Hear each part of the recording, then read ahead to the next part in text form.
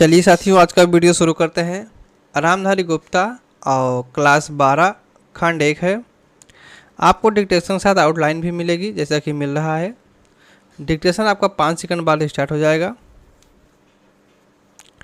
Ready start. महोदय, यह भी विचार किया गया है कि जो व्यक्ति समाज में करता है, चाहे आविष्कार का काम करे चाहे दूसरा कोई काम करे, उसको काम में तब तक सफलता नहीं मिल सकती जब तक कि समाज का सहयोग या समाज ने जो परिश्रम किया है या कुछ काम किया है उसका उपयोग उसको प्राप्त न हो, उसका उपयोग वह न कर सके।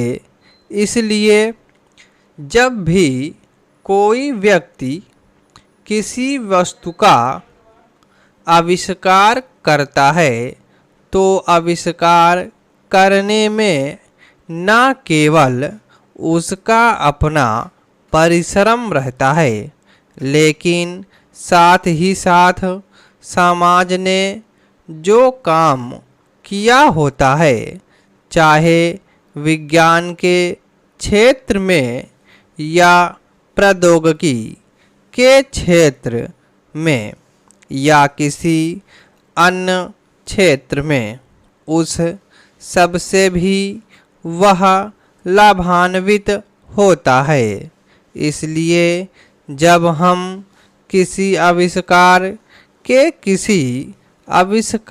के अधिकार की रक्षा करना चाहते हैं तो उसके साथ साथ यह भी विचार हमारे दिमाग में आता है, जिस व्यक्ति ने समाज की सहायता से आविष्कार किया है, उस समाज को भी उसका फल अधिक से अधिक मिलना चाहिए।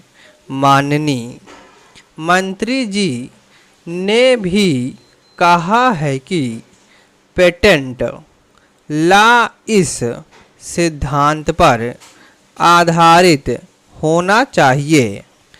मैं समझता हूँ कि पेटेंट लॉ के पीछे दो सिद्धांत निश्चित हैं।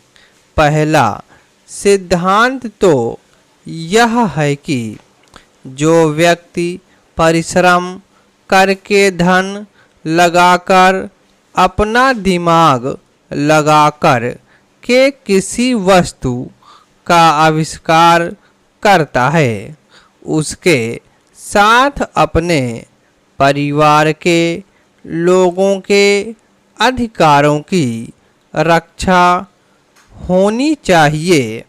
उसके साथ ही साथ, जैसा मैंने अभी कहा है, कोई व्यक्ति समाज में व्यर्थ में काम नहीं करता है, वरन पिछले समाज के लोगों ने जो काम किए होते हैं, चाहे विज्ञान के क्षेत्र में या प्रौद्योगिकी के क्षेत्र में या किसी अन्य क्षेत्र में, और जिनके आधार पर वह कोई आविष्कार करता है, उसको उसका प्रतिफल मिले, लेकिन जो परिणाम हो उसका प्रतिफल समाज को भी मिलना चाहिए।